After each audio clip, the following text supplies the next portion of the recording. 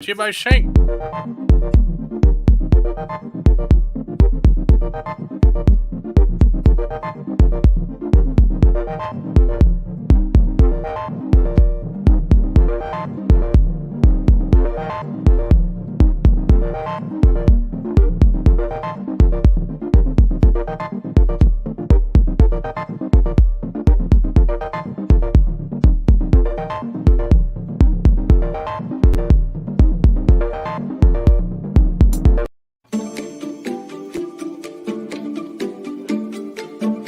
He told us to shush.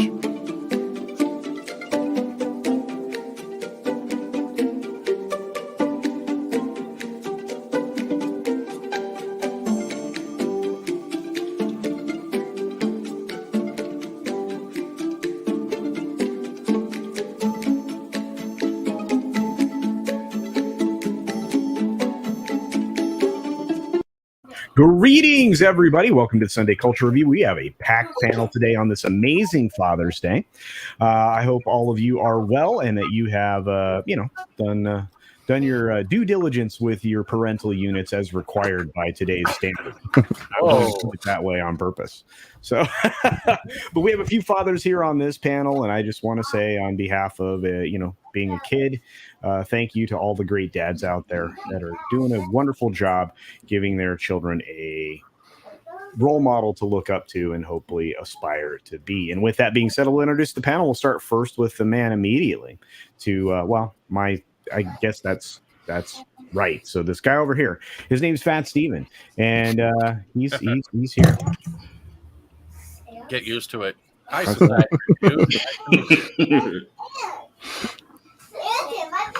Well, I appreciate that. Oh boy, Mirror's got all me. kinds of kid action back there. All right. Anyway, Fat, you got anything going on you want to promote, my friend? Depression. Okay. It's not that economic or emotional. Emotional, a little bit of anxiety, sometimes some agoraphobia, depending on how many people are outside my building trying to knock on my door. Brought to you by Pfizer.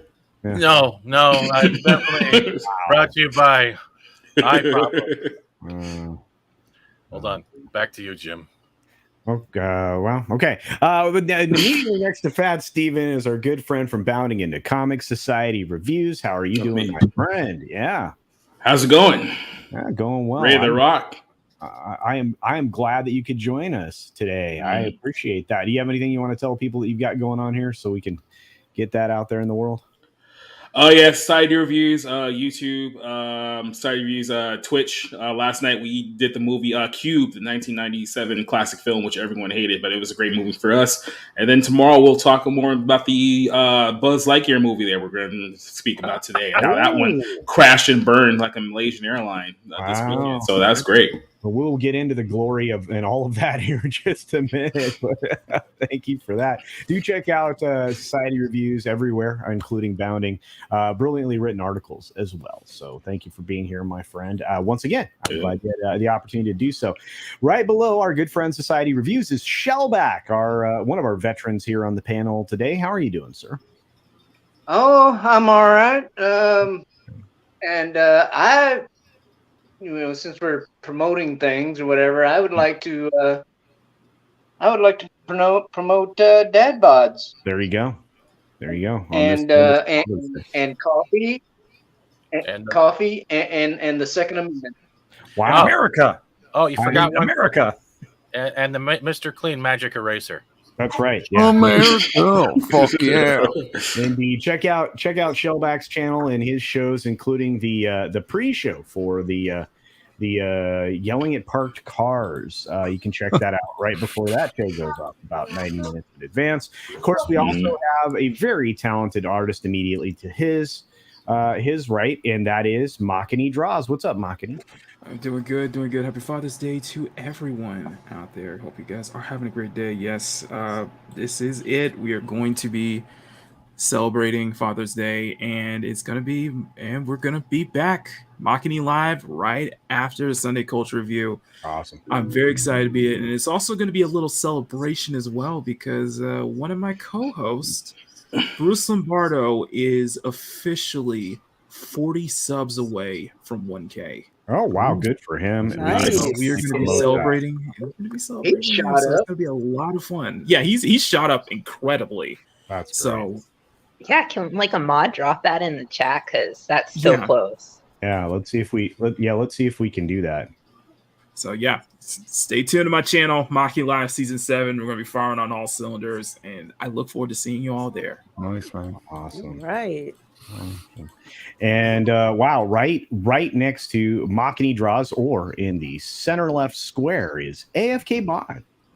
So I'm happy to be here, surrounded by super awesome people. It is a huge packed panel, and hello everybody in chat. You're all awesome. Happy Father's Day to y'all. I'm gonna go watch me some Dadalorian later. Like my favorite pics of like him being awesome with his little baby Yoda. That's cool. And yeah. Oh, and represent to all the single dads because single dads are awesome. All the single dads. I would Yep. like to thank AFK Oh, for indeed. using All right, and continuing the giant S snake pattern we've been doing, immediately below AFK is the Mirrorsphere's Origins, right on the bottom left panel. What's going on? He is Hello, awesome, everyone. though. I think you're about to say the Mirror Sphere is awesome. He is. Thank you. Yeah. Thank you. Hello, everyone. Welcome. Hello. Thank you, chat, for being here. And like always, we're here, and I get to celebrate. My book is fully out on digital and for print. That's awesome. Yeah, you make sure you drop those links in the chat. For those of you that are mods, they are also in the chat group as well. I appreciate you being here. Mirrorsphere worked really hard on this book. I am nearly through it completely, and hopefully I can give a review on it, as well as get him a new digital intro that will include something that'll be a little entertaining for the audience when they go look at the project. So very excited to work on that. And then, of course, the ever lovely lady, and the person that I have the great privilege of hanging out with multiple times, sometimes on Sunday, and perhaps multiple times during the course of the week. It's Lorena Creole. Hey, well, hey everyone. Glad to be here. Glad I could pop in. I love trying to pop on the show whenever I get a chance to hang out with Culture and the rest of you guys. And of course, a happy Father's Day to all of you fathers out there. You are definitely appreciated, whether you believe it or not. That's right. Indeed. I appreciate you being here, Lorena. I know it takes a lot of extra effort because of how many things you do. I believe you just got off of your own stream, if I'm not mistaken. Yes, I have a video that premieres every Sunday at 1 p.m. Eastern. It is the YouTube premiere of the show that I do on Twitch on Thursdays at 5 p.m.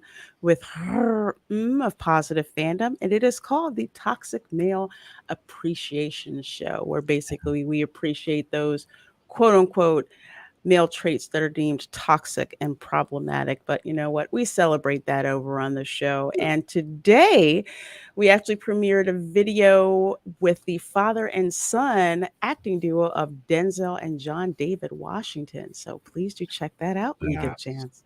That is awesome. Do check that out. And last but not least, one of my longest term friends on the platform, Mr. Wes of Whatever Cast. Well, it's great to be here, and always a pleasure to be on the Sunday Culture Review with these amazing folks on the panel, and of course, the best chat on YouTube. Just want to shout out to all the dads out there. Happy Father's Day to you. And, one of the lessons that I learned from my father is one of the good lessons I learned anyway, is to stand up for yourself, even if the odds are against you and it's unpopular. Stand up for yourself. And I think that's a lesson that all of us should take to heart. And that's why we're all here. So it's a pleasure to be here. Thanks for having me.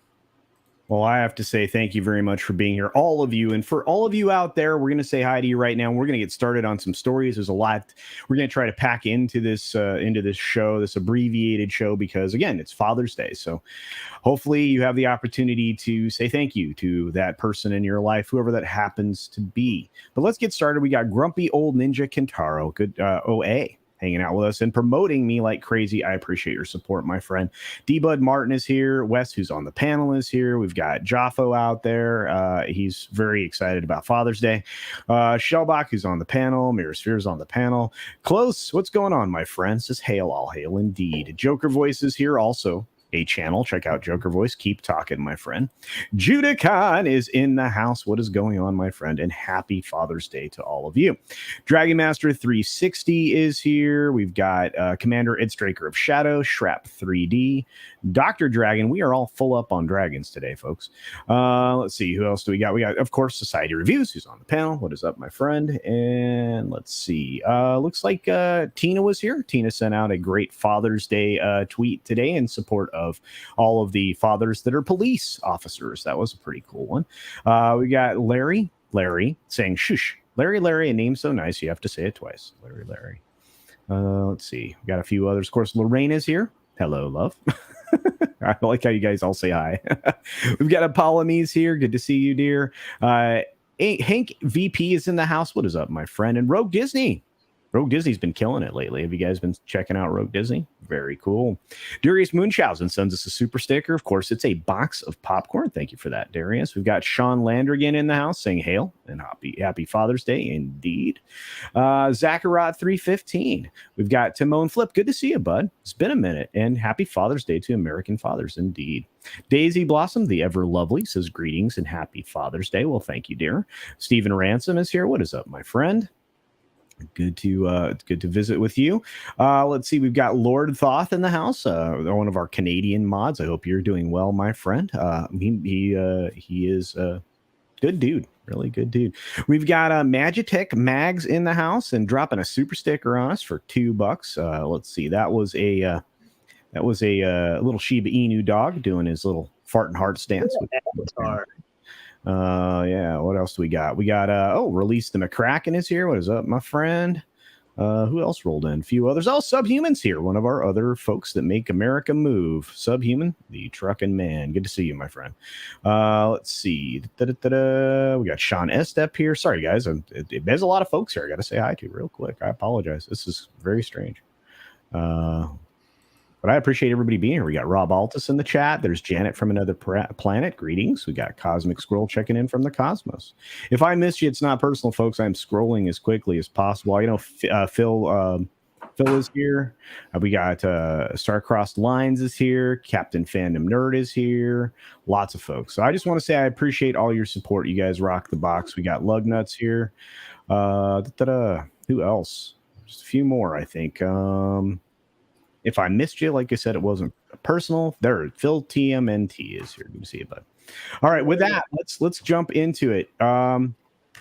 Anybody see Lightyear? No. Nope. What? Anybody else? I refuse to watch it, but then again, I refuse to watch Toy Story 4 because it ended with Toy Story 3. So there you go. Yeah, I the weird furnace-y thing. Yeah. Oh my god. Yeah. Well, Society Reviews, my friend. You saw the film, non-spoilery review of it, if you wouldn't mind condensing that, my friend. It's not great. So it's definitely not a film that you should go rush out to see in times of, record inflation and record gas prices and like the start of the film saying that you're idiots, it's going to die off like the dinosaurs. So all those things into consideration, it's really not worth it to go spend a couple $100 on a movie that's probably, a 1.5 out of 5 in total.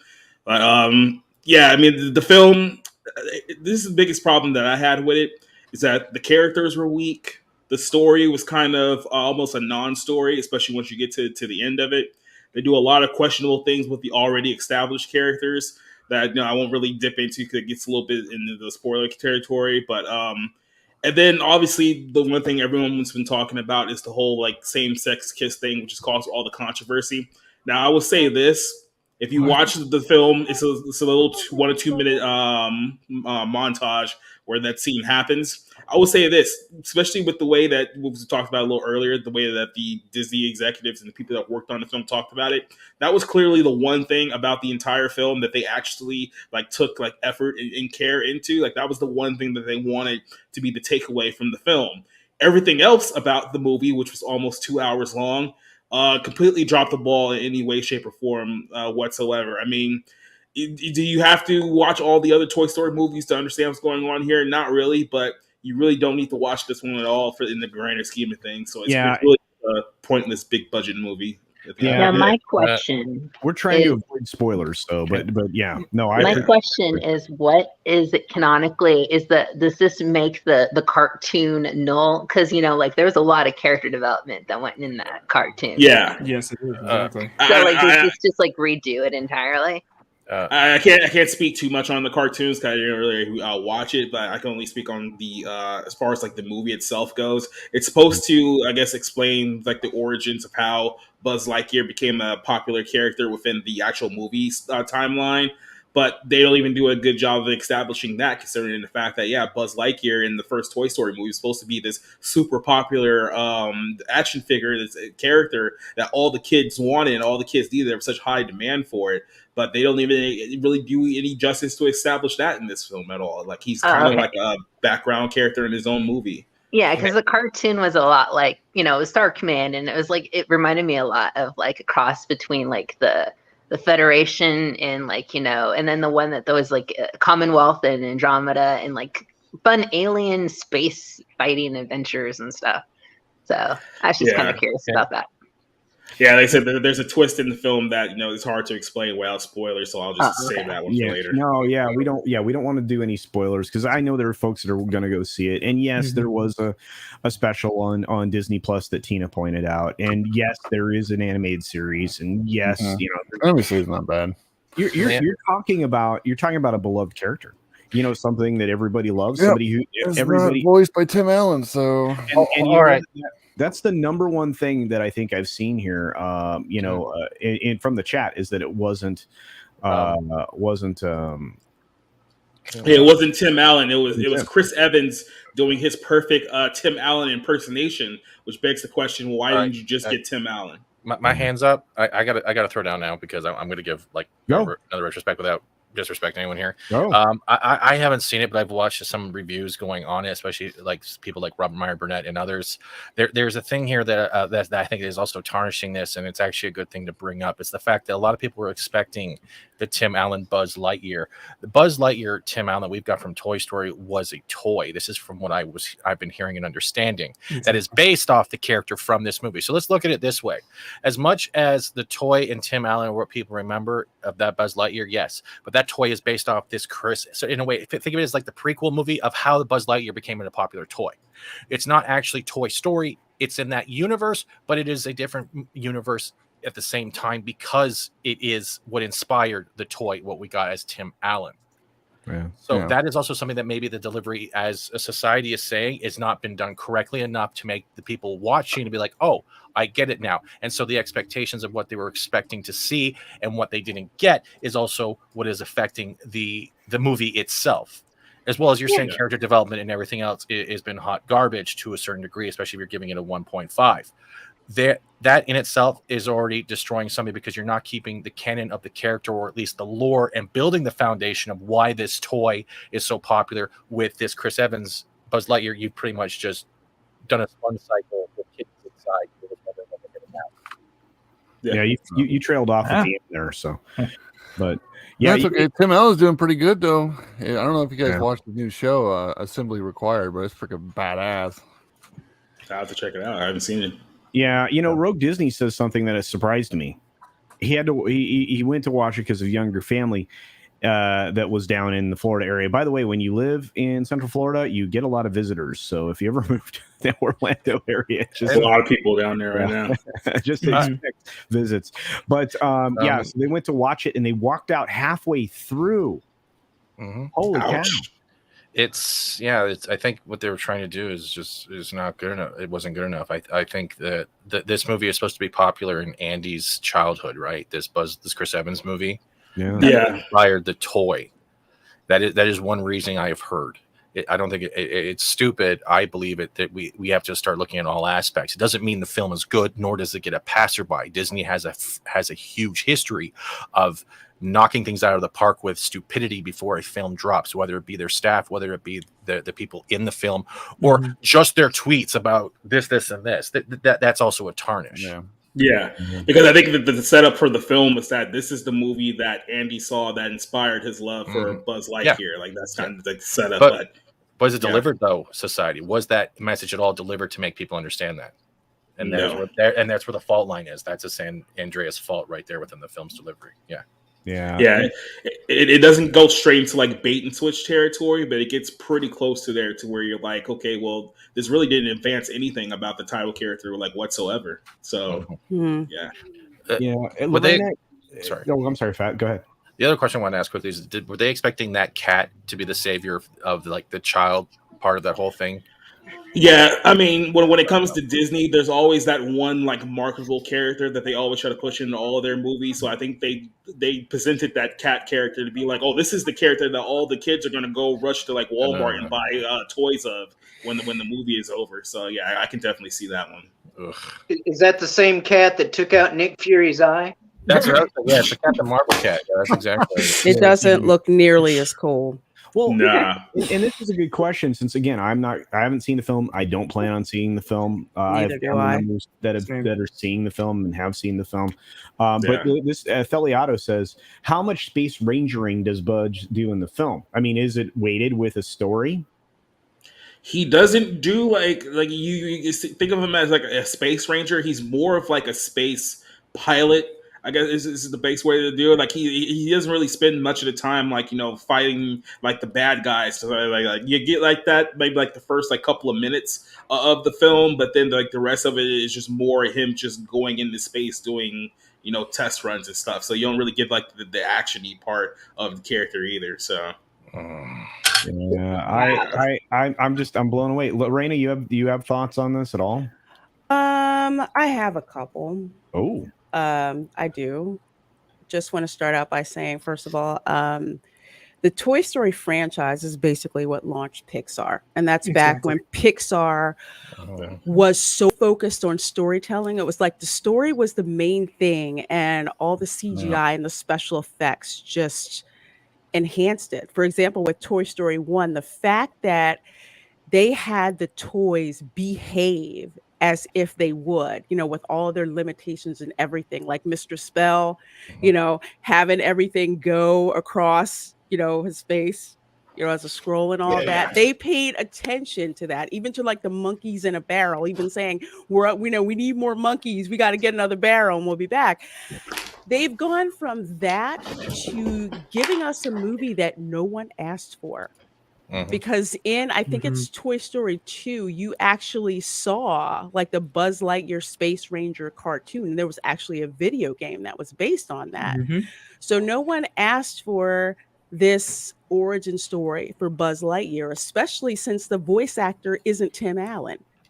Why would we want to go see this if Tim Allen isn't into it? And the trailer, which I did do a review of a couple of months on my channel, it looked okay, but it looked like something more of like the right stuff than for Buzz Lightyear. So for me, that Pixar link is gone. So it's like, why would anyone, and I'm saying in generality, this is for me, why would anyone who loves Pixar, who isn't seeing Buzz Lightyear Space Ranger that we know from the movies of the toy, why would we go see this? Yeah, it's a good question, and Lola asks another one. Why? And again, from all accounts, it's not a very large section of the film, but it is a good question. Why do they need a same-sex kiss in a kids' film? Because that's what they want to do. And it's like I put on Twitter, I said, you can put this in a film if you want to, but if people don't want to see it, that's the free market. So shaming them about not seeing this because of that same-sex kiss is not going to work. Oh my God, you're right though. Yeah, there is multiple excuses. People were putting like multiple excuses up, saying that it's all because MAGA families don't want to take their families to see it. Oh, they can't accept the LGBT community, and there was all this crap. I'm like, you do realize that people have the choice, even if there was a gay kiss or not. If they don't want to go see a movie, they don't have to go see a movie. And guess what? Parents have rights over the kids before whatever type of activism you put in there. Yeah, they really do. Like, for example, Onward, I'll just add this one point. Except for Onward, people made a big deal about, oh, well, there's this LGBTQ scene, whatever in it. And I'm like, what is it? Is it kissing or something like that?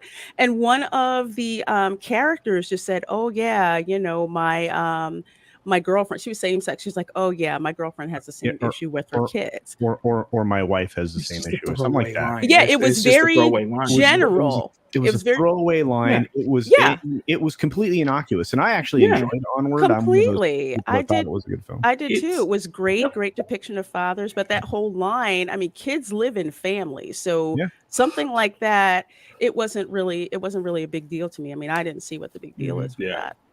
Right. But if you've been following like the whole thing with like Disney and Florida and the whole I know, because I live here, man. So it's an interesting thing, because I was listening to, I forgot which video it was, that I was listening to kind of where kind of Pixar films are ranked, and Lightyear is kind of falling near the bottom. Like I think the bottom would be like Cars 2 and such.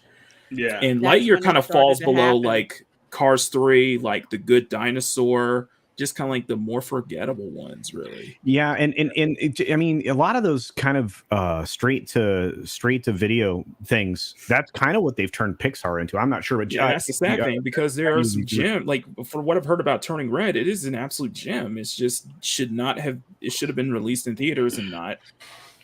It should have been PG-13 is what it should have been. Society, you were saying about the Florida stuff though.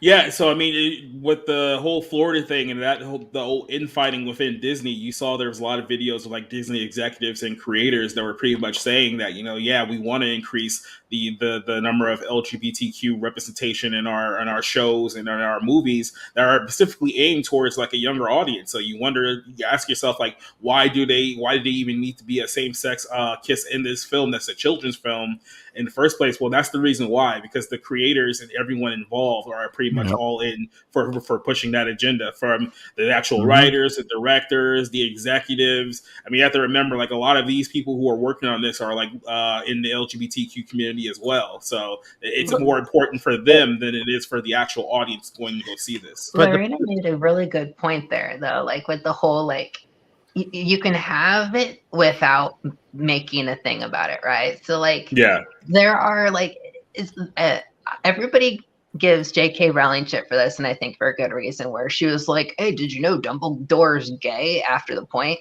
But, like, the whole idea with that is, like, say she was writing that and the character was gay, she shouldn't have said anything, because the point is that doesn't change who you are as a human being, or like what you're doing. So it's just like, if you have two gay characters in a show, great, they might mention, oh, hey, my partner this or whatever the heck, just like normal conversation. But we all notice when they walk into a room and they're like, oh, hey, have you seen my lesbian partner this? I can't believe the shit we get, and let's kiss right here. It's like, we can tell when it's just so fake and gross. Well, the problem is they're treating every property out here that they're trying to insert this type of activism or trying a representation. They're treating everything like it's the moon landing, the first woman on the moon, the first gay kiss in a film, the first time we saw a red panda on a maxi pad. Who cares? Just make the character have a soul, but there's no soul. But to that point, oftentimes they're lying, because they're the first of X, Y, or Z is always been done like 50 years ago. Yeah, exactly. And Rogue Disney says it's not even the film. Of course, the film itself, the message is bad, but he says this: the computer generation animation is actually some of the best. And from what I've seen, I can tell you it does look quite amazing. And Commander Ed Straker Shadow says another movie where the star is secondary co-star in his own film. Well, that's everything Disney now. It's all a bait and switch. That's Marvel, that's Star Wars, like anything in the Disney umbrella is doing that right now.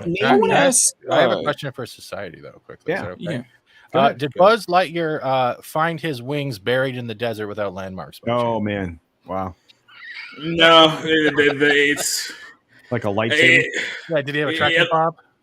I'll say this: when we get to the reveal of the wings, it's kind of shoehorned in towards the later stages. So, I want to ask you something without kind of trying to spoil anything, because one of the reviews I've heard was that it is more of a subverting expectations, or just a deconstruction of just toning down, like, being not really being masculine, but actually hard work. Like, they heard this say, like, the villain, like, when you really think about it, the villain is actually the one who's more right, because it's all about working hard and such like that. And it's not the case here. And for what I've also been hearing, and I'm not trying to so spoil anything, is that a lot of what Buzz does, or a lot of the decisions he makes in the film, is for that same-sex couple. And that affects a lot. I'm trying not to spoil anything, but was that the case? Or that's so my spoil something that's rotten. No, yeah, but we are not like I said. I want to be spoiler free because, like I said, I mean, some people still have kids that they want to take. Right. Okay, gotcha. And to be fair, there are people who have enjoyed this movie. It just doesn't seem like they're on this panel. So, like, there are people who are legitimately excited to see it and don't want to get spoiled for it. I have to get Lola on the show on one of these Sunday morning shows in the very near future because Lola's freaking awesome. So, but all right, look, we can dwell on what the movie is and isn't, and that's fine. But I want to talk about what the general public is voting with, and that's their wallets. So when we look at this film, it's easy to break it down. What's winning in the box office? And Lightyear is not. No, not at all. Number. Do you see that? Yeah. So I wanted to. That's worldwide, by the way, too. That's not domestic. So I wanted to let you guys know how this essentially started. So earlier this week, the projections were that this could do over $80 million just domestically alone. So that was the talk leading up early up in the week. That okay, this may be somewhere between 80 and 85 if the people actually go out and see it. Then the Thursday numbers hit, and the Thursday numbers were, I think, only maybe 5 million or something like that. It was really, really low. So they went from going from 80 million to, okay, maybe I'll do 70 million. And then the Friday numbers came out, and it's like, okay, well, this might not even do 50 million. And then earlier today, it got confirmed that it ended up doing 51 million domestically and only 86 worldwide. So one point that I did want to point out is that people are comparing this to Toy Story 4. That Toy Story 4 and this movie actually had the identical production budget, which they were both made for $200 million. So these were big projects that they were expecting a lot of returns from. Now, if you compare Toy Story 4, that movie did a little bit over $1 billion. But the break even of that movie with like production, marketing, and like casting, the break even for that movie was $700 million. Now, I know that this film probably didn't spend as much on the cast because the only real big name person on this movie is Chris Evans. So if you use that logic and say, okay, maybe their break even is somewhere between $500 to $600 million, they've only made 86 worldwide so far in its first weekend. I don't know how. And it's like independent film money, but they haven't even recovered their advertising budget yet. No, what was the budget on this? They won't. 200 million. Oh, so they're not even. They're not even halfway. They're not even halfway of their production budget right now at the first weekend. Well, and again, they're only taking, so American take could be about 55%. Internationally, you're lucky to get 40 to 45%. If you're in China, you get less than 25%. Of course, this film isn't in China. It's also it's not in a lot of markets. There are 17 international markets. This film will not be shown because of leaving in that one, obviously, what sounds like a throwaway scene here in the States that, we don't want to encourage anybody to, There's not even going to be toy sales with this either. Like, no. They rose Tico'd their whole toy sales even before this movie dropped. The toys are non-existent. I've been through the aisles at Target. Nothing. Yeah. Well, and here's the thing. I would get to a couple of these supers. This is from Pinochet's Helicopter Tours for $5. Every time it's going to make me I want to be on that tour. How soon before Hollywood actors, Disney, Netflix demand laws or social credit systems so their message is subsidized and incentivized by government? Well, they're already pushing for that. I mean, you and I both know that. Many of us here on the panel do, and we talk about that kind of stuff over on Comics Division channels on Monday. But yeah, I mean, I have a feeling they're going to try to set that kind of an idea up so that they can get people to consume their garbage. I mean, that's the only way to reinforce propaganda is with that kind of system. That's why China does it. But for $2, Mike H says, not for 14-year-old boys to fall in love with Buzz. Yeah, I tell you what, they aren't driving a lot of traffic to this film. And I think one of the breakdowns, and I think we mentioned it backstage, I think Society Reviews was talking about it. They're not getting the girls in to see this film. I'm like going, I think that's the least of this film's problems. That's the least of this one. Yeah. Yeah, exactly. it's the least. They need an actual coherent story. And Yeah, there's no appeal to but it. that's the thing. I mean, the toy sales are driven by the fans, the kids that fall in love with this. Buzz is very relatable to boys, right? And if you're going to bring in a female character, you should have brought one in that could be relatable to the girls, I guess. I don't know. But I haven't seen the film, so I can't speak to it specifically. We got another one from TZ Burton for $5 saying, Tour de France former VP Brandon. Oh, yeah. You guys watch him wipe out on a bike. Wipe out. Oh, that was... Oh, That, oh boy. Oh boy. Oh, that was bad.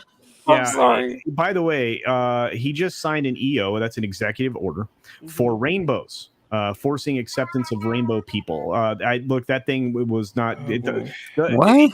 He's essentially trying. You can't rule by fiat. The president's not allowed to do that.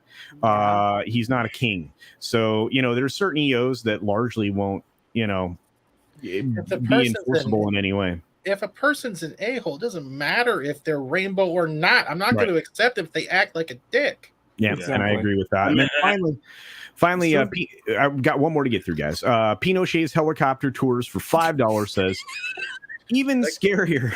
How before the same companies people mentioned in my last super chat asked 4 laws plus special protections against discontented fans and creators.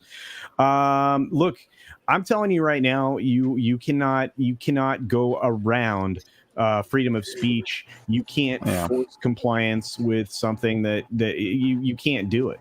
You can try. But you will not be successful. Anybody have any thoughts surrounding this one before we migrate? Because there's more to get into here. Disney's burning, and I brought marshmallows. Yeah. I wanted to make one little quick note about the whole Toy Story box office fiasco. So to compare this with Toy Story 4, which only came out like 3 years ago, it's not even that long ago, but Toy Story 4 in its opening weekend did 121 million in just domestic box office alone, and did 244 worldwide in its first weekend. So comparing the numbers of Toy Story 4 to what Lightyear just did this weekend, if their break even for Toy Story 4 was 700 million, I can only imagine this is going to be a massive loss for Disney and Pixar, because I don't see any second wave coming to save this film over the course of the next 2 weeks. Toy Story do well? But Toy Story did very well, though. Toy Story did really well, but here's the other thing to keep in mind. A lot of Pixar talent left when John Lasseter got yeeted from the company. Yeah. So the Pixar that you see now is the Pixar being led by Pete Docter, who also you have to thank for co-writing episode 5 of Kenobi. Yeah. Ouch. So Hold on, I'm going to go to the desert and find a script. That's a little tidbit for you. So the visionary that John Lasseter was regarding Pixar is no longer there. So that's the difference between Toy Story 4 and the string of Pixar bombs that you have coming out. And they have Minions coming up coming up in the Minions future. Is going to destroy this. That's going to make a ton of money. We're going to see as long as they keep their mouth shut. But do you think we're going to see an over promotion of ads into there to try to make back the money for failure? And I mean failure like FALYE. Oh yeah, absolutely. Oh well, I just know at Universal there's Minion stuff everywhere. And the thing is, what you guys don't know is that Lasseter moved over to Skydance, and he brought a lot of Pixar talent with him. That's what I just so I was alluding to. Yeah, Lorena said that. She also posted in the chat a few minutes ago. But yeah, and she's 100% right. I mean, Pixar, Darius Munchausen, RIP, maybe. To be honest with you, I'm sorry, but Illumination with the Minions and all of that, I think that's going to be a huge film this summer. Anybody else? And don't forget the Super Mario film with Chris Pratt. Oh, that's true. That's true. But I look, this was a fun subject, but I want to get back to what's actually going on in the box office, because Jurassic World is crushing it at $600 million. And Top Gun will be in the next few days $900 million. Yes. It's going to be. How is Jurassic World? That doesn't. It's not even that good. People still love dinosaurs, man. Jurassic want to see the band back together. That's pretty much the main I like part dinosaurs too, but it doesn't mean I visit my grandparents every day. I think there are 3 fronts for Jurassic World. Oh, sorry. Remember when the first Jurassic World beat like Avengers at the box office, which was insane to think about? Yeah. Well, so this is the latest. So this was from this morning. So Lightyear was no match for dinosaurs or Tom Cruise at the international box office this weekend. The Toy Story spinoff came in below projections with a grand total of 34.6 million offshore in 43 markets, and these are prime markets. They're not the Middle East markets. It's not certain countries that would have banned the film and did ban the film. But it came in third. So its global debut at 85.6 million, which Society Reviews was talking about just a minute ago. So the positive news internationally is that across Latin America, Lightyear opened at number 1. It's notable that the biggest debut for any animated release during the global crisis. There are a number of factors that contribute. See, now we get the explanation. Underperformance. Cold, as you call it. Many of which describing it as domestically, which also apply offshore. In both areas, awareness was high, but spinoffs don't always tend to catch the same lightning as their motherships. That's true, especially if they're not telling a compelling story. Critical scores are okay, but not on par with the franchise. Well, that's something that our friend McKinney was talking about, that this thing just is like very low ranking, maybe the second or third lowest of the Pixar films. Social sentiment in some international markets is also off. Well, it's been crazy hot weather it's been crazy hot everywhere. It's summer. A legit issue when it comes to box office. No, people run into theaters. Raise your hand. How many people have gone to see a film to stay nice and cool? I have AC. I don't need it. Same. That was Much the cheaper point. ways to stay cool. That was the point, right? When it came down to blockbusters being promoted in the movie theaters, it was like not many people. I mean, they had AC at home, but nothing like the movie theater AC. I think that was one of the reasons, aside from being a brilliant film, Gone with the Wind was such a long movie back then. Oh yeah, nice cool movie theater. Just keep people cool. I respect the fact that that film is as long as it is, but it tells a compelling story the entire time. This is the problem.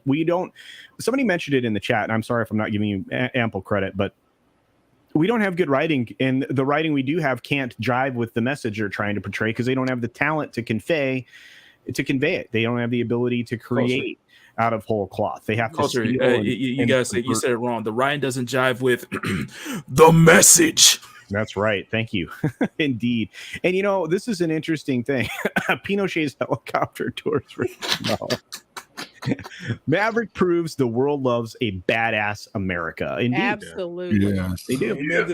I can't argue with that. Quick question. Do they play Flight of the Valkyries on these helicopter tours? Because I think that would drive very well.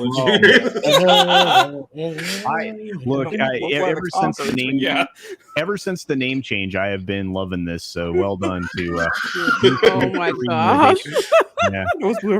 Jesus Christ. Yeah, Darius Munchausen sends us $2 and says, "Is Lightyear worse than Cars 2?" Well, for those of you who've seen it, I'd like an opinion. I haven't seen Cars 2, so I can't answer that question. Cars 2 was bad. Cars 2 was I like Cars 2. It was bad, but something tells me I'd rather watch that 3 times before Lightyear. Yikes. Yeah, and look, I thank you, Gunslinger, for Gunslinger 177. Yes, air conditioning was one of the things that we used to go, and Lorena was saying the exact same thing.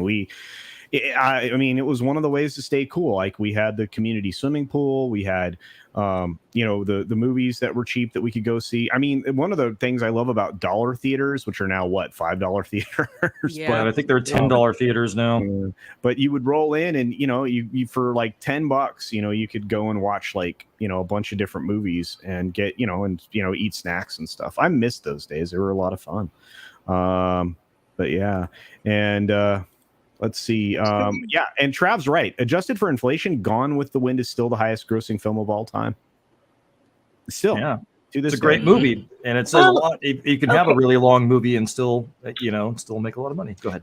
Can we say that, like, if it were to be released today, though, I mean, it doesn't take into account that there's so many other things to watch in different mediums and people like all over the place and stuff. Like, it was a huge thing, of course, but it was like there was nothing else like it to even care about, you know? Like I feel like it gets a lot more love and respect because it has this grander feel to it than it kind of is. Not saying that it's not a good movie, an awesome movie, but I feel like if it got good and really good because there really was no competition at that point to like, you know, hold up to the flame.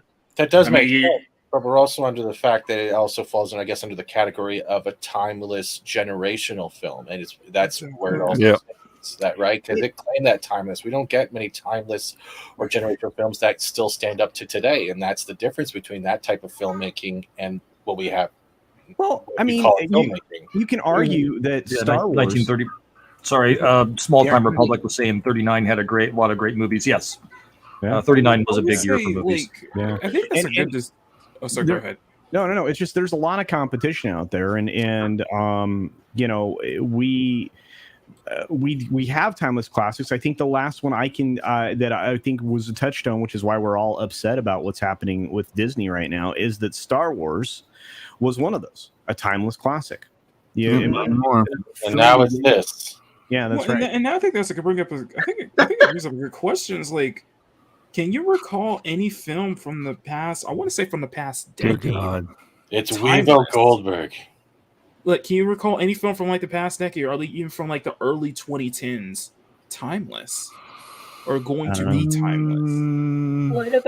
What about Dread with Carl? Dread, possible. Yeah, Dread's possible. Yeah, TZ Burton for $2 says, "Can we nominate people for helicopter tours?" Wow. Well, there's some folks I'm sure would be nominated pretty quick by a large chunky. I mean, I think Klaus Schwab movies. Are they real helicopters, or like the helicopters thing that people make the genital joke? That Pinochet, the Pinochet conversation is an interesting one. Let's just put it that way. Is it like a beanie hat? Does it go faster than? Well, like a Tim Pool beanie hat.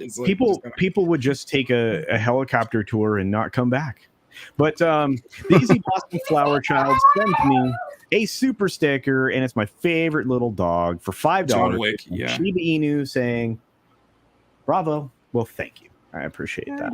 I love those Shiba Inus. I really do. I think when I'm ready for another puppers, it might be one of those, but it'll have to be an adoption because that's what we do. I would love for my first. Is there a Shiba Inu? I would love that of a Shiba Inu as my first puppy. Is there a Shiba Inu crypto yet? Of course there is. Dogecoin. Okay. That's what it is. There's actual Shiba Inu I coin out there. Yeah, I have Doge and Shiba Inu coin. Wow.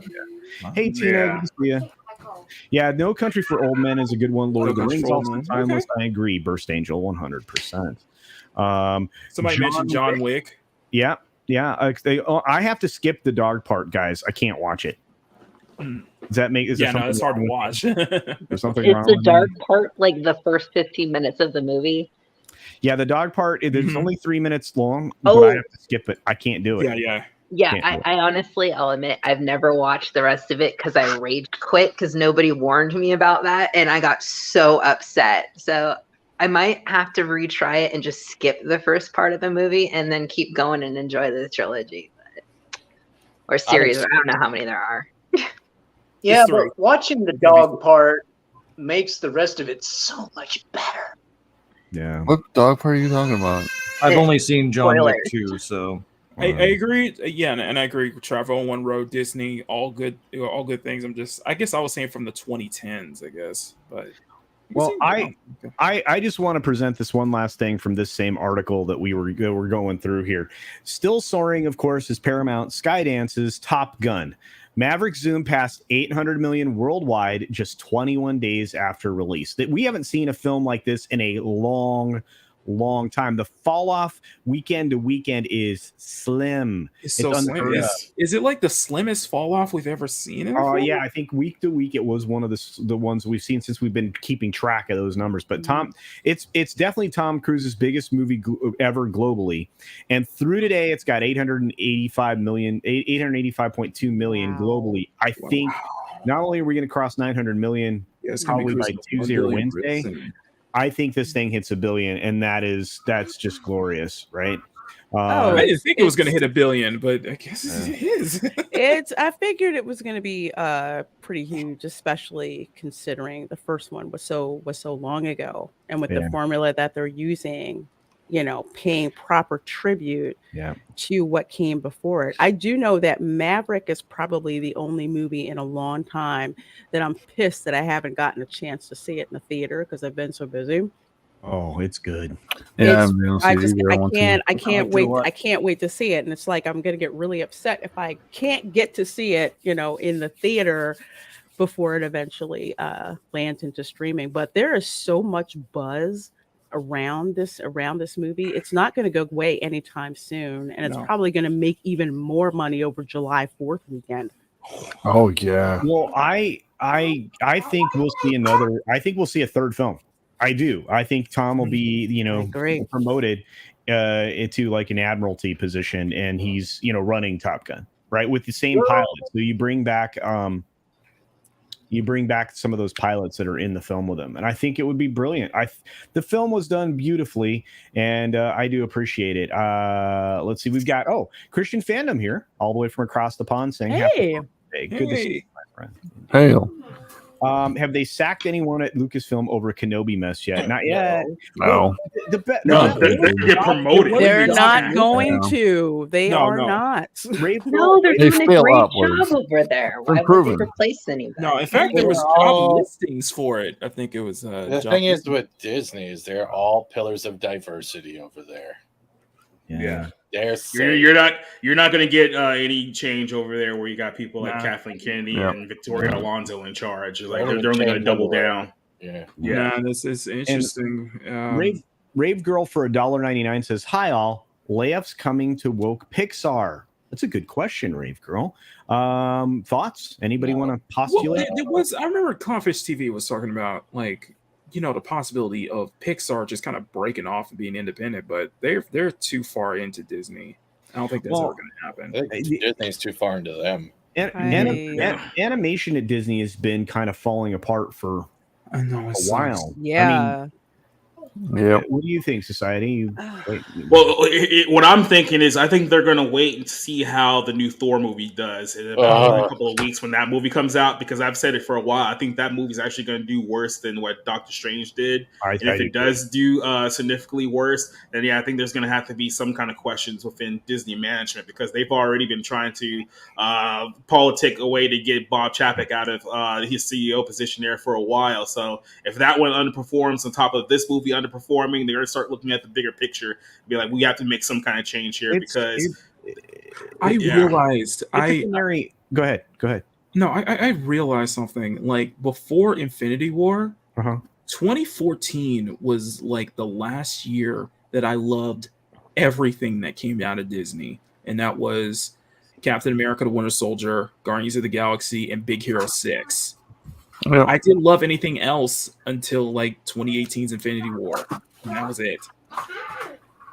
I kind of agree with that. Yeah, or I liked it, or I liked. Oh, well, okay, No Way Home. Never mind. No Way Home's but here's the thing. D-Bud Martin's probably not wrong. That movie's good. But I had a question here from Sounder Hammerslag, and this is curious. I don't know if you guys have seen this article yet, but any thoughts on the Forbes article advising Disney not to do a remake? They shouldn't. I agree. I don't know why they would. We actually talked about this on Toxic Femininity about that exact article. No one really, I won't say no one, we'll say a minuscule amount of people want this. It's a horrible idea. The character is written horribly. However, how many Star Wars shows, or quote unquote Disney Star Wars shows, have we seen that just wind up as spin-off shows for other characters? Book of Boba Fett, Ahsoka. Well, here's the problem with Star Wars is that how much did Disney spend on Star Wars? Like $4 billion. And they put out maybe about 4 or 5 movies, only 3 that was with the sequel trilogy. The fact that they're putting out all of these things on Disney Plus now, as if this was their plan the entire time, that we totally spent $4 billion so we can make like nameless spin-offs on Disney Plus for like the next 20 years. That was our original plan. It's like, no, we've already burnt this brand to the ground so badly that we can't even release movies in theaters anymore, because we know for a fact no one's going to go see this. Like, if this Obi-Wan Kenobi one was a feature film, would anyone go see this movie right now? It was with based everything that's off. gone to it? But wasn't it based off of a feature film, and they broke it up into this miniseries of Lackluster? I believe it was supposed to be at one point. Yeah, wasn't it? but no, that's just it. It shows that even if this was a film, there was not enough writing and care putting into these supposed 6 episodes that even makes it a storytelling adventure. It literally feels like another deconstruction. Let's crap on the foundation. We're promoting our new characters, and that falls under the example of what we saw in the book of Boba Fett and the Lawrence of Arabia setup. We got we got episode 5, I believe, which was with the Mandalorian focused one, which was better done, very articulate, and you didn't get bored. Yeah. Obi-Wan drops 2 episodes and drops it earlier so they don't fight Stranger Things, and it still is not entertaining. I'm sorry, it's not. I don't. There's now a segregation. There's actual Star Wars and there's Disney Star Wars. The deconstruction is Disney Star Wars. The original trilogy is the foundation they refuse to acknowledge, accept, the EU included, to actually build a universe on top of it with the Disney touch. They have refused that, and you can see it. Well, that's the direction that they're going in. Yeah, it's the from right now. That's exactly what they want to do. They're not Exactly. concentrating on the original trilogy. It's all about their new characters. It's all about Disney Star Wars. Look at the stuff that's going to be coming down the pike. For example, the Acolyte, that's coming. Ashoka, that's coming. That's what they're focused on. And honestly, I don't think they're worried about the money. I think they're just worried about the cancel a whole lot of stuff. Are we really going to sit there and watch the droids show if that does come out? We already had a cartoon. What is it going to be? 2 droids trying to find love with another droid? Like what? Oh dear God! It's so don't give him any ideas. It's not about us. To be completely blunt, it's not about us. No, it's not for us anymore. But Lorena, all I know is Disney needs to be focused on the money, and the reason they need to is because their stock is sub $100 at 94. In the crapper. Is it just me or keep burning, Disney? Like back in the day. Well, I know we have some friends here that are in. When you guys? I don't know when people got in. Watch Prey. Hopefully, it was way less than. Oh hell no! I'm sorry, AFK Bard. You were saying, my dear. I wanted to ask because it's like back in the day, it seemed like, well, obviously Disney's buying its wagons before the horses, obviously, but I mean, back in the day, there seemed to be like more of focus on like, backdoor pilot type things where they test the water with like a specific episode or 2 episodes on shows with like characters that they want to have their own shows. And And like if they worked, they moved on, and if they didn't, they dropped it. But it felt like that was like an actual business model people were following. Yeah. And it's just like, at least as far as like Disney goes, it seems like they're just like they're so dumb, like blind that they're just like these characters are just going to be good no matter what. That they're not even like testing it. And it's like I feel like if they did do that far, then it would work. Like, for instance, like they did, I don't think they did it right with the Mandalorian, where they went and did the Boba Fett show. They should have just done the Fennec show if they were going to just do something like that. Exactly. But at least with that, because people were like, "Oh, we like Fennec." I know there was a lot of people who liked her. I thought she was cool. You're kind of saying, I'm sorry, FK, it's kind of like what they were saying about Kenobi and people, talking about the Reva character, which is written absolutely horribly. I said, if we had a show called The Inquisitors, that wouldn't be an issue. That'd be perfect. That would be completely different for people who didn't know about it. You have something to go on, but instead, you're going to use Obi-Wan Kenobi to backdoor this character that nobody freaking cares about, and you don't make us care about it. Yeah, and they have characters, and they just squish them everywhere without actually putting thought into like how they're doing it or whether people even want it there. It's so ridiculous. Yeah. Well, Disney's a lot like modern pro wrestling now. It's like where they do is like they essentially tell you who the next big star is going to be, right? So they use an already established, already made star to put over the new star that they want to make all the marketing about, right? The problem is that when the fans reject it, they don't want the new star that your guys are trying to push. They want the guy who's already made. and because you're essentially telling them, no, this is the person who we're going to do. So it's like they knew going into the whole Obi-Wan Kenobi story that, okay, we want to push the character of Revna, and hopefully after we establish this little series, we can do a spin-off series just about her. And we're going to use her to like springboard her into her own little series. The problem is that no one likes that character. No one really cares enough about the character to have her own series, and they know that, but they can't just say, okay, well, we tried and it didn't work. It's like, no, we have to push this character. So instead of saying that, hey, we failed, no, you guys are the ones who are the problem. All of you Star Wars fans out there, it doesn't work. I said it. Go ahead, Wes, please. I said it before, and I'll say it again. I don't understand how Michael Burnham hopped universes. That's what Levi is. Yeah. Is Michael Burnham. Well, that's the thing. Is like everything that Lorena and society and everything you guys are saying, it all came to surface this week. It's like what it messed out as me was just the amount of people basically defending this. The amount of people basically just kind of blind to this. Sorry, I don't know how else to see it. It's because it's like you see like you'll see Jeremy will say something and he gets dog piled on. Whenever somebody else says something, they get dog piled on big time. We had a recent story of some random user saying something about not wanting politics in one of the comic books, and he got dog piled on to the point where they had to close their account. Yeah, that kind of stuff never happens. Sorry, Steven, go ahead. It's apparent. The way Disney is operating now is that they already know their properties are going to fail because they're back-ending, as society says and others have said, with the whole, we're using legacy characters to promote a new character. But the thing is, we already seen this in Marvel, how they're trying to push their characters because they're in constant fights when it comes to the estates that own the original properties. Right. The thing is, they're not writing these characters to be people. They're writing these characters to be billboards. It's the same when we're looking at companies and corporations with Pride Month, whether it's Disabled Week, everything else. They are not writing soul. They are not writing intrinsic values of a character growth that has arcs. There is little arcs. There is no arcs in this. We are seeing a depressed man that Reva is literally blaming for what happened with Order 66 when it was never Obi-Wan's fault. Yeah. It was Anakin's fault, and that is the underlying thing. We are seeing blaming of legacy characters and pushing a half-assed character as the new forefront for their next generation of villains or anti-heroes or anti-whatever it is. Everything that is coming out of Disney, whether it be Marvel, Pixar, or anything, is no more than a billboard with a mouth, and they defend it by calling everyone racist.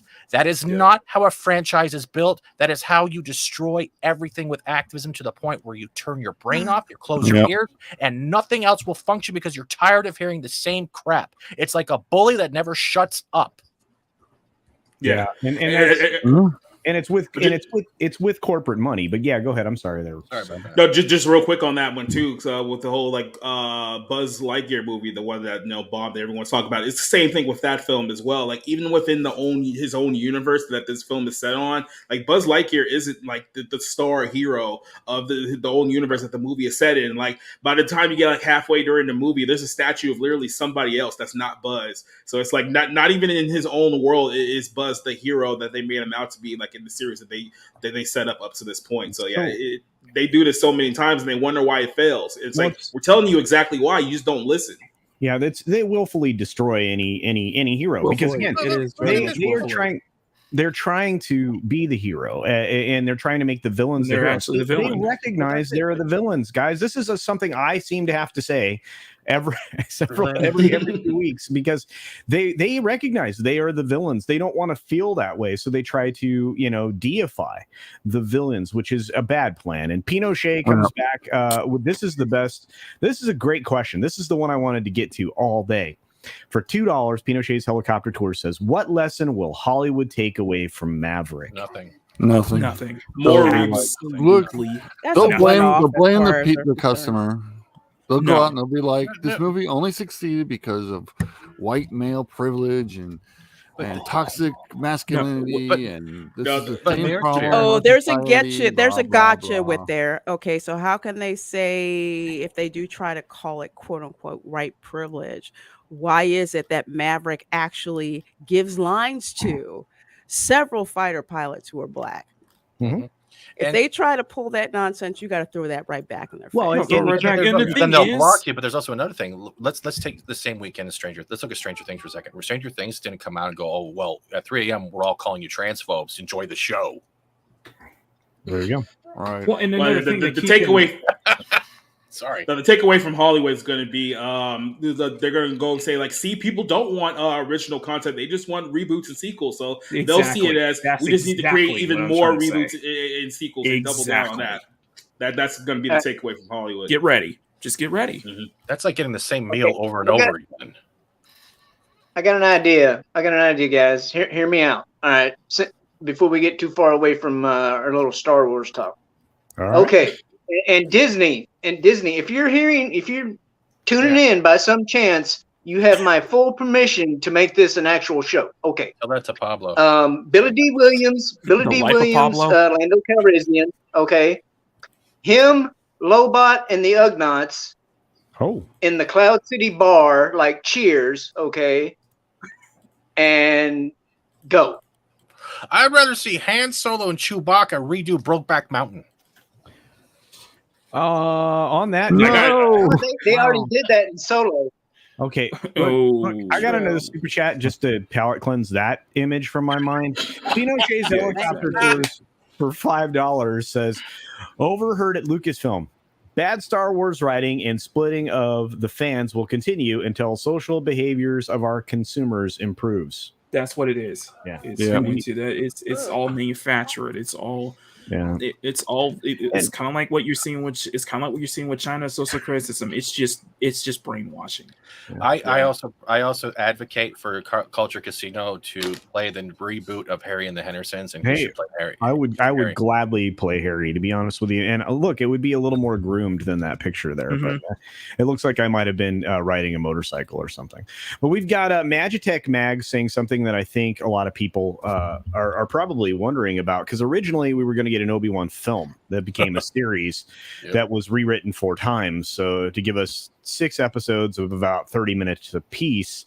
And Mag says, I have zero interest since there isn't any development with little time. And I think that's been how undercooked, half-baked, whatever term you want to do. Oh, Minisphere's on the screen. With all of the Disney property stuff, right? I mean, that's kind of been what it's been, for forever. I mean, they everything that's come out of Disney Plus has been halfway. It's half-assed. Filler. Completely half-assed. It's like that one writer saying they never watched the third movie of the prequels. They don't even watch it. You don't even know what's going to happen in the movie. That's why half the stuff doesn't make any sense. Is because it's literally it doesn't make any sense. Even the hardcore fans, like Star Wars Theory, is like, this is stupid. It doesn't make any sense.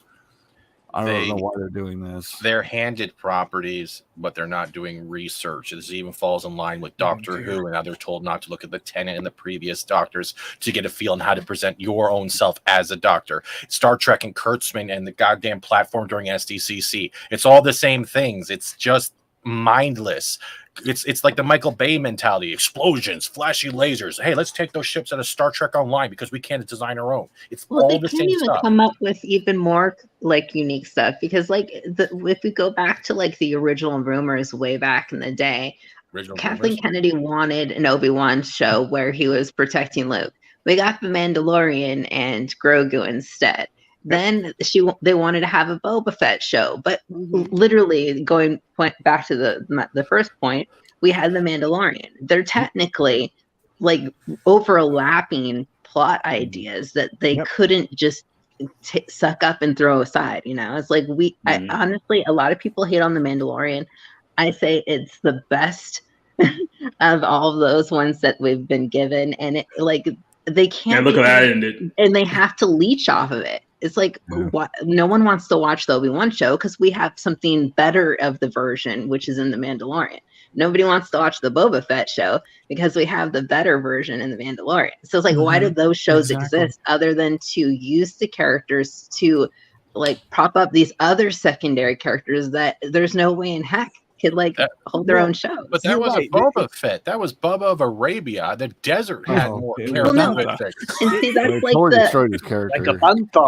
Yeah, right? It's just like that in of itself. It's just like, why would you create that when you already have it better? You know, like, I mean, what was the point of having Boba Fett there? The only thing that was different was Fennec. She could have just had her own show. Like Filoni could put Ahsoka in it. I'm just throwing this out there because that's just something I noticed. You know, it's a vehicle. You're right, Lorena, and that's the thing.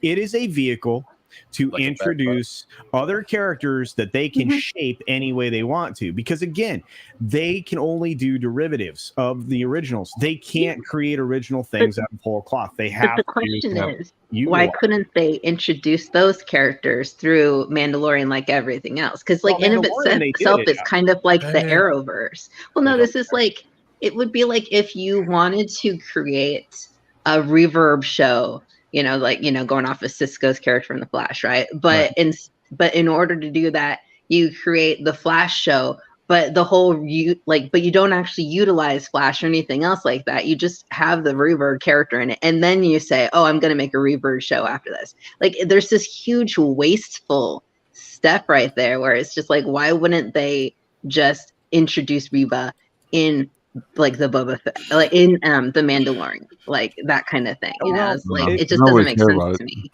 Yeah, it again, they're trying to do too much, and they're so invested in this failing let's get High Republic thing. But look, the bigger question is, why can't they come up with as good ideas as we have? For example, Dark Winter says here, why not let Star Wars Theory make his fan series on Vader instead? Why not take our ideas, way better. We come up with all the time on these streams? I've been part of panels where there's your answer. I know. There's your answer. Give me 5. Look, listen. Give me like what? How much it is? Whatever it is. Give me that, and I can make an entire series about pod racing and make that exciting. Yeah, that would be cool. Pod racers, indeed. But you know, we've got some supers. We're going to get to. We're going to try to wind down because I said we're only go about an hour. But I want to do one last update on where we're sitting with Lightyear because I think it is funny, and I can't believe we focus primarily on the Disney garbage, which I don't mind. Well, it's weird. Yeah, we can always do a Ezra special later. Oh, where's Ezra? I was gonna say we give Disney. Hey, that's a good idea. Maybe Disney should give a Star Wars spinoff to Ezra Miller. There you go. Oh, that's all I want. I was gonna say we give Disney so much crap, but at the end of the day, at least they're not a casting director for Warner Brothers. So that's true. I still say Lando and Lobot serving up Colt 45 in Cloud City, that'd be awesome. That'd be like a black exploitation film. I would watch that show. Brokeback Wookie. Come on, let's do it. Brokeback Wookie. TZ Burton for $5 says, how out of touch are the woke going after Jane Theory about a review? Yeah, that was ridiculous. Yeah. It turned that guy retracted too. If you saw that right. Yeah, Jane is so kind. Jane is one of the nicest people in the world. They went after her on Twitter, and Data Racer was compiling other things that was going on. A lot of tweets, what we've all seen. And now we have the Star Wars community literally saying that not only is those tweets all fake, that Data Racer made all the hateful ones up and owns all those accounts. So they're even trying to push the narrative that any of these things that are coming out at us, when it's actual racism being put on by the people that are calling us racism, that we're making it all up and we're all contributing to that whole narrative. It's like y'all are reaching here. They are. Probably what they're doing. They're probably making incredible reach. Yeah, we've got, of course, Rob Altus for $5 saying they're getting orders from the same source. That's why this isn't about entertainment. You are 100% absolutely. Yep, exactly. And we've got two more things, of course, and of course Thomas is here, and he is so generous. Thomas. He shows us a very generous super chat for $19.99. It's great to see you, brother. He says, "Hail all, love Top Gun 2 so much. I will not be seeing Jurassic World Dominion at all." Wow. I've heard very poor results, and I'm just not excited at all. I will not be seeing a DC film again till Ezra Miller is completely gone, and I think a lot of people are. I am in that same camp. All right. I'm in that same camp. I got to add something quickly with that too, because as much as Ezra Miller's effed up, he did, and I'm glad he's probably being let go. No more projects. There's another actor that's actually suffering from all of this Ezra crap and the Flash debut. If we're ever going to get the debut. is because of Michael Keaton. This whole film was supposed to be Michael Keaton's comeback. Not only is he playing the 89 Batman again, he was also going to be playing Thomas Wayne from in another multiverse. This was his comeback within the DCU to bring us back 89 Batman as well as Thomas Wayne and other stuff. It's supposed to be Flashpoint, basically. And Ezra's messed that up. Yeah. So honestly, let's take the Ezra crap out of the way. Let's see how pissed off Michael Keaton is right now with all this crap. This is $200 million bill gone down the drain. Not only him, but paid at least.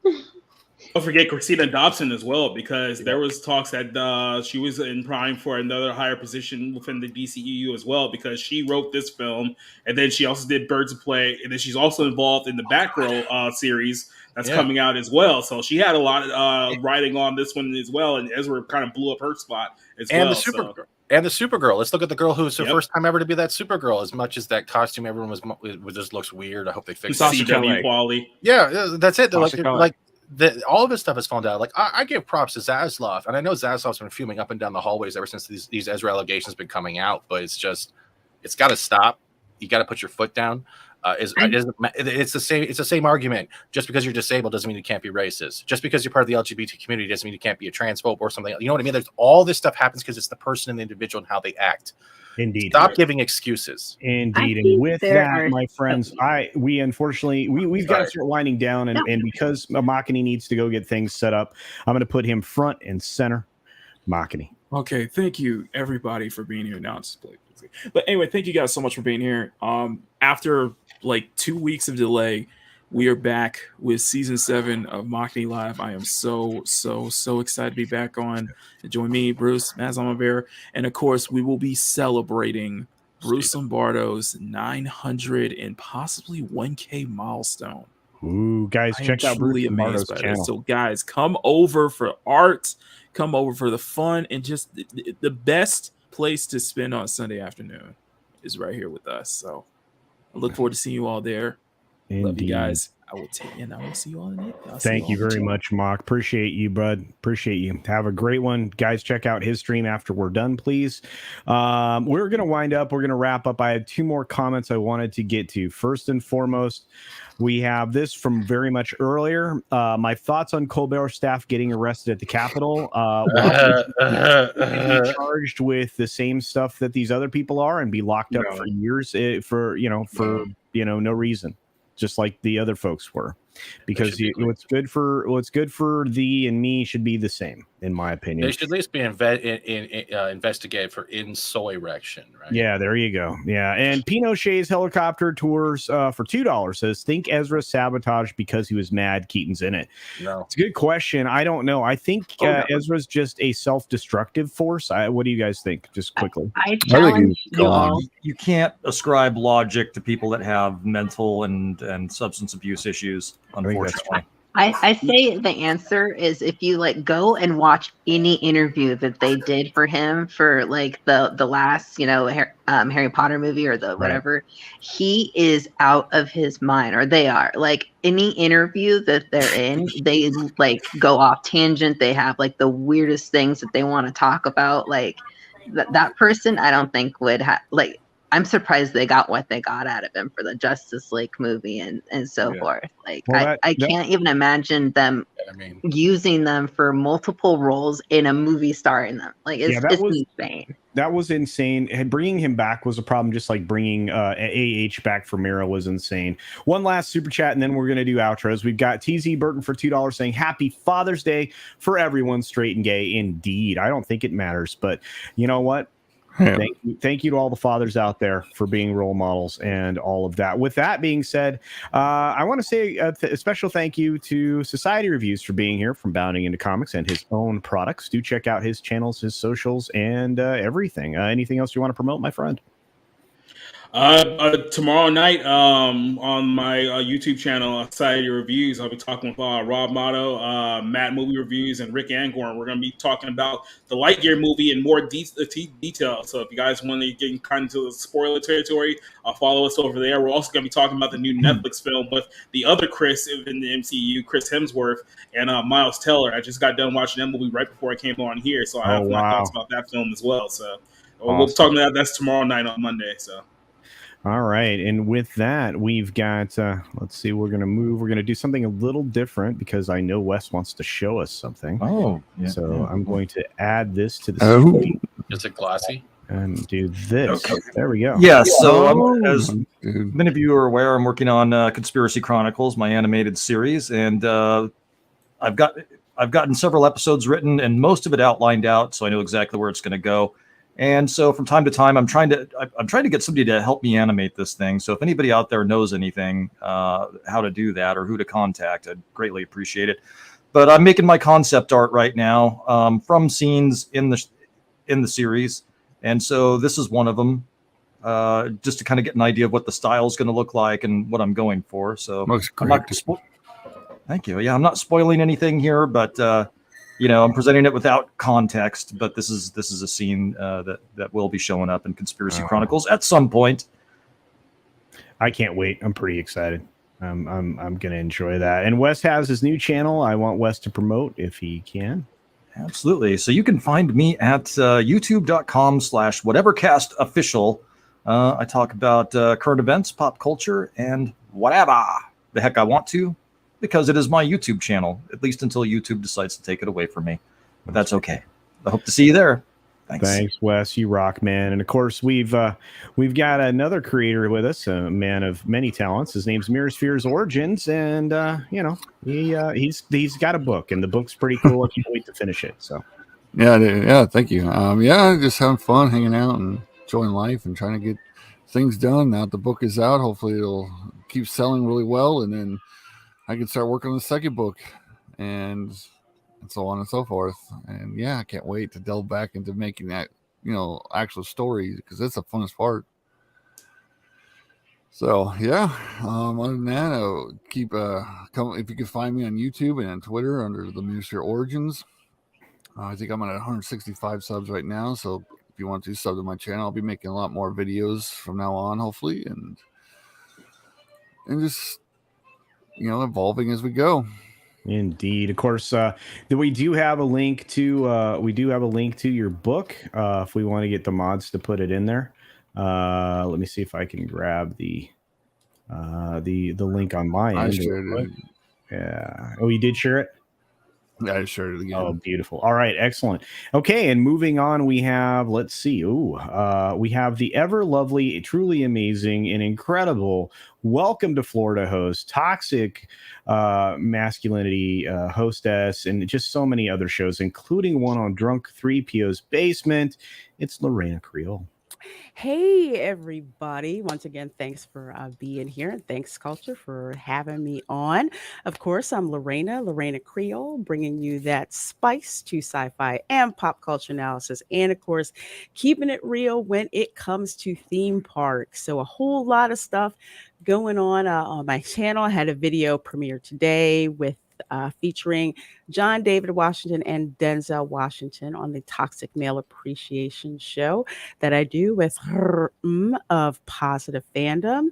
On Mondays, you can find me on Midnight's Edge for Toxic Femininity, where myself, and Nina Infinity break down the latest pop culture news, of course, with a toxic feminine twist. So please do check that out. Let's see. Wednesday, of course, 8:30 p.m. I will be appearing on Drunk 3PO's Basement channel for the Dark Council. So please do check that show out. Of course, we've got Demogeny, Lord Callus, El Presidente Abu Nas, The Gospel According to Mark with the C, Demogeny, Fatal J, and of course, Drunk 3PO. So please do check that show out as well. My lunch table show that I do with Fat Steven Seagal is on hiatus for this summer. So please do join me on Saturday. This Saturday, not having a theme park stream in the morning like I usually do at 9 a.m. But at 7 p.m. on Saturday, I will be doing a review of the entire Kenobi series. Is going to be my guest, as will the amazing OG Star Wars. So you definitely do not want to miss that. And I do have a little bit of a favor. I'm trying to get M's channel to 1,000 subscribers. So please do subscribe to her. She's also known as Positive Fandom. So I'm actually going to drop that link in the chat. If you're subscribed to me, that's great. But I really want people to subscribe to her. So please do check out her channel. And once again, thanks for having me here, Culture. Oh, yeah, almost forgot. Welcome to Florida Show tonight, 8 p.m. We are talking Publix, that amazing, legendary supermarket in the state of Florida. We're gonna talk about that. It is, and like, Georgia. Yeah, that's right, and Georgia. That's right. Well, we've got the great show coming for you, so do check us out Sunday tonight. WTF is a great time. So thanks, Lorena. You're awesome. And of course, the co-host of one of Lorena's most successful shows is Mr. Fat Steven Seagal. He's part of that legion of memers and promotes them and himself and does amazing work that I appreciate. Fats. Hi. Thank you for having me. I got a channel. Still fighting YouTube. Ooh. So you can check out the channel. Check out the subscribe star. Other than that, I'm on Twitch, YouTube, waiting for Lunch Table to come back. I also help co-host with Pop Culture Minefield on Fridays, Crap Talk on Wednesdays, alternating channels, and other things coming in the future. You can find me also on VacTube, and I can't say anything else with NDAs. Thank you very much. Happy Father's Day. Indeed. And of course, we have our resident turtle, Shellbach, TJC. Mirrorsphere and Wes are, I must say, they're inspiring me to get my ass back in gear on my Tortuga project. There you go.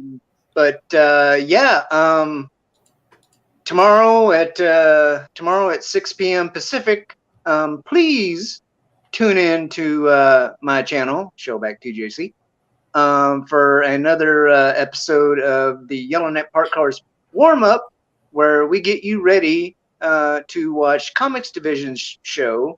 But, we don't want you to pull a hammy or anything. So, come by my channel first and we'll get you warmed up.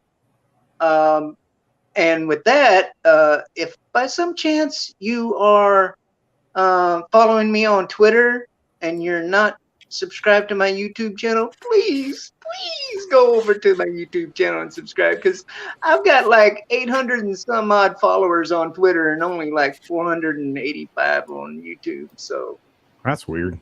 Usually it's more YouTube than Twitter, but yeah. Well, thanks for being here, my friend. And last but not least, one of the longest time panelists, just like Wes, AFK Bard. I hope you all were taking notes. So just make sure you click on all the links to all the awesome people on this panel. Yeah. And it's always a blast just hanging out here. And maybe one day I'll have something to pimp out for my YouTube page. But until then, just sub to everybody else here. And make sure you check out their shows all through the week. And thanks for hanging out. Yes, and thanks for being here. Quick update on the film that we've been talking about that's dominated the conversation, Lightyear. It's now projected to do only $51 million. So, yeah. Play your prices right. Dun, dun, dun, dun. Well, I was on the stock version of my, I was looking at the stock page on my thing. There it is. Yeah, and keep in mind their break even could be upwards of $600 million. Yeah, because we're pretty sure that marketing budget's quite exorbitant. Yes. So I really appreciate all of you, and all of you. We would not be here without you. For those of you who sent supers, member chats, thank you for that. I know we had one member chat that I saw from Wes. Thank you for that, my friend, and so many more. We're gonna have a late night culture stream just a little while after the Lorena Creole Welcome to Florida stream. So I will be traversing in the evening time. And other than that, everybody have a great day. We appreciate you and enjoy your Father's Day. Don't forget to give, if you've got one still, Dad your love, because he's part of the equation that got you here. Anyway, have a great day, everybody. Father out there, go get your big thick steaks and your massive potatoes, and you know what to do. Enjoy, guys.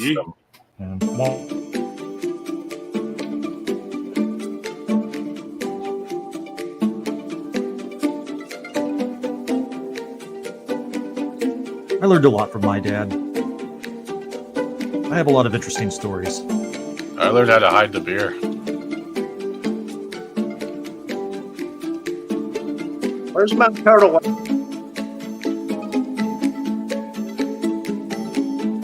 Oh, the rum's gone.